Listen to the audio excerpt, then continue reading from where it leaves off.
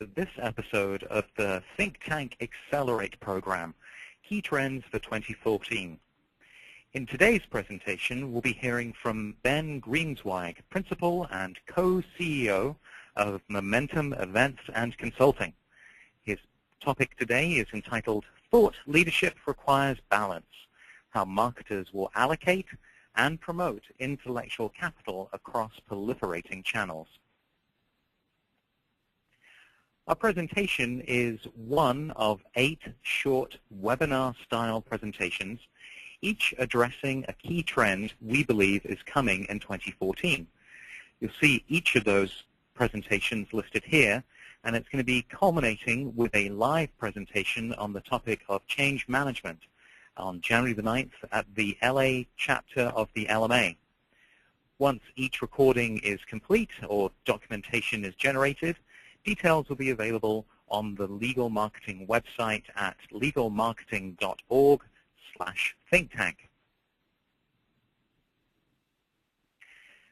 As I said, today's presentation is given by Ben Greenzweig on the topic of thought leadership.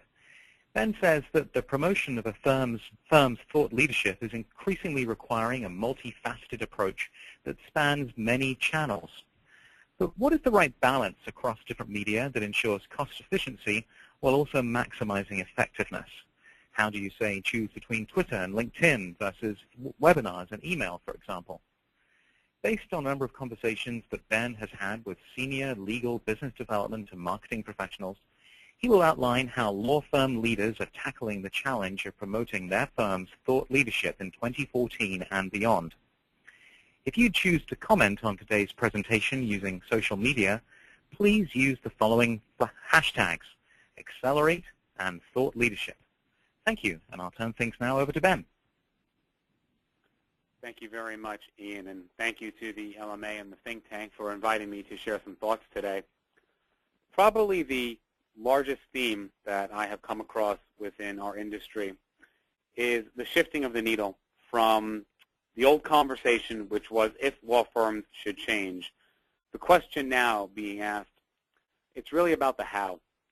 And there are so many channels and opportunities at a in-house marketer's disposal that it can get confusing, there can be paralysis, or you can even be guilty of pressing all the levers at the same time. And when you push too much of the message out across too many different channels, sometimes you can drown and you can gain quite the opposite effect, which is your market will turn off quicker than it would if you pressed the lever on just the right few channels.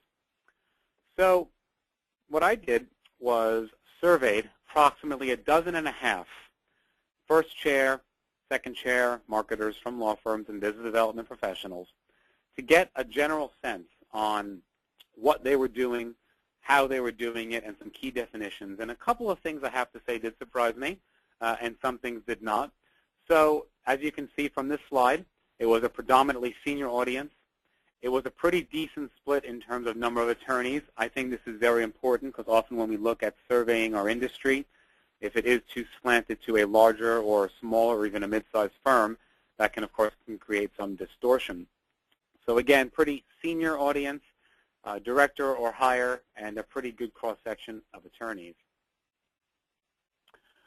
What struck me first, as you can see on the screen here, was that 100% of the respondents thought thought leadership was pretty well understood by their firm, but yet less than 15% actually had an internal criteria. So what that means is there was a general belief that the attorneys at one's firm understood when you walked into their office and said, we want to elevate your thought leadership, or we want to craft a thought leadership program. But yet there was no commonly accepted definition, as there were with, say, terms like public relations, PR for short, or social media. So the first challenge that this raises, in my opinion, is that the definition of thought leadership can change from attorney to attorney, practice to practice, firm to firm, to say nothing of in-house marketer to in-house marketer. So defining it is certainly something which I feel should be included in the annual strategy, but we'll get to that towards the end. Content development. It wasn't too long ago that content was king, and that was the saying overheard at every meeting and panel and session. But that more referenced volume of content and getting it out to as many different channels as possible.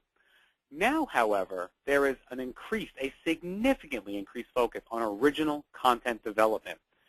And still, even though content can be derived across multiple channels, including events and webinars and speaking opportunities, categories such as research and trade shows were less than 15% of the respondents' answer when it came to top focus. So what we're seeing here, in my opinion, as we move away from content, trade shows, and research and more about content development, we're trying to get an extraordinarily macro-focused business development strategy, which will try to target a very specific issue to build traction, or what the industry sometimes calls stickiness. This, to me, was validating what I had believed, but I still find it to be a very stark realization, which is 3 out of 4 respondents said that growth will come from existing clients. So whereas just a few years ago, this survey might have looked like new industries and new geographies and acquisition or merger, more than 75% statistically for this survey of respondents view organic growth, existing clients, offering clients more services, as the #1 pathway to growth. Now, what's also interesting is if you layer on that it'll come from existing industries and geographies, you are talking about a tremendous undertaking to drive more business from your clients on more channels by just mining down a bit deeper. Budget was the #1 issue as a potential roadblock, followed only by time. However, once again, internal bandwidth reared its ugly head. As we have adopted more technology and more automation and more contracting and more resources, the size of the average marketing and business development team has not grown to keep up with the voracious appetite of the marketing and business development machine. So attorney and firm buy-in, I think, will always be a potential roadblock, but time is critical. And we're going to talk about this because it really resonates with our topic, which is focus on useful adoption of resources. Subject matter expert and thought leadership, of course, important. However, less than 8% of the survey respondents thought that networking was an important element. And I think this is a phenomenal trend in our industry, that it is less about the aesthetic and more about the substance. So next time that you have opportunities where you evaluate, and some of the key benefits are what we call a very short shelf life, a logo, some basic branding, then these are the kinds of opportunities that the industry is really starting to steer away from, unless it is just a secondary element to the grander perspective, which is content development and thought leadership. So the first level of conclusions that I'll share, and I think the big item that I would really point out, is how does your existing marketing and business development strategy support organic growth? And how do you have the resources to what will basically be a significantly larger undertaking, mining your existing client base than necessarily foraging for new potential clients? Thought leadership is critical, and expert recognition is really important. But if you think about gaining expert recognition among an existing client, that can be much more complicated than trying to gain expert recognition from an organization that may not know you, which means you're going to have to work harder, you're going to have to work longer, and you're going to have to demonstrate the big C, which is consistency. I think the second largest conclusion that I would surmise from this survey and from this particular topic is content is king, quality is king, but as there is an arms race of multiple channels to distribute content, there is only going to be an arms race in the quality. So be very careful pushing out content on various social media because it's inexpensive or because it's easy.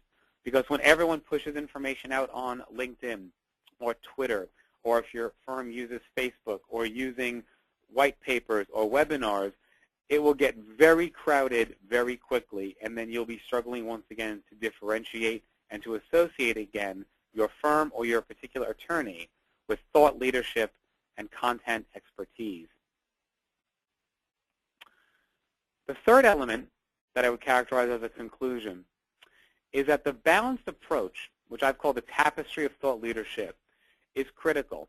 But more importantly, as I flip to the next slide on what that means, it is not a static strategy. It's not a binary philosophy of social media versus print, or radio versus television, or white papers versus. You have to maintain the agility to press and accelerate and take your foot off as needed, because every practice area, every time of year, every client, every prospect is going to require a different touch, which to me leads completely into that balance of strategy and agility. And if you look at the slide real quickly, there are dozen and a half ways where you can disseminate your thought leadership. And if you take each of these words, and if you ensure that they reflect the amount of time and effort you're spending on each channel, this should change throughout the course of a year. And this kind of thought leadership strategy should be different for your individual firm, for your practice area, and for the specific attorneys you are looking to approach. So wrapping up, what can you do differently on Monday after listening to this webinar? Number one, I think it's really important that you convene all of your relevant solution providers to a meeting where you share your thought leadership and you share your content calendar so you can create that tapestry using your service providers. When was the last time you brought together all of your agencies and all the organizations that service your firm and talk about a calendar and talking about how this webcast meets up with this LinkedIn group, which meets up with this conference and this webinar? That's number one. Number two, I would absolutely define thought leadership. Try to gain a consistent definition of what thought leadership means in your firm, and then use that as you create and disseminate strategy. And then the last 2 points, in my opinion, blend into one. Set a master calendar. What is the theme of the week, the theme of the month, the theme of the quarter? And how do you plan and manage all of your solution providers to support that? So as we approach the end of our time, I do want to thank Ian Turnbull, the LMA, and the think tank for allowing me to share some thoughts around thought leadership. If you have any more questions or would like to continue the conversation, I can be reached at the details on your screen now. Thank you very much again.